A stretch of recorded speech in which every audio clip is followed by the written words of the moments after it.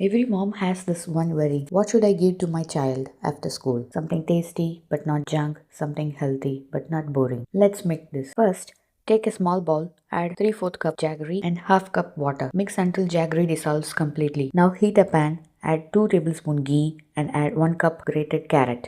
Salt lightly. Do not dry it. The carrot should stay soft and moist. Take a mixing bowl, add 3/4 cup of rice flour, half cup grated coconut. Now add the sauteed carrot, add a little cardamom powder, a pinch of salt, a pinch of baking powder. Mix everything well.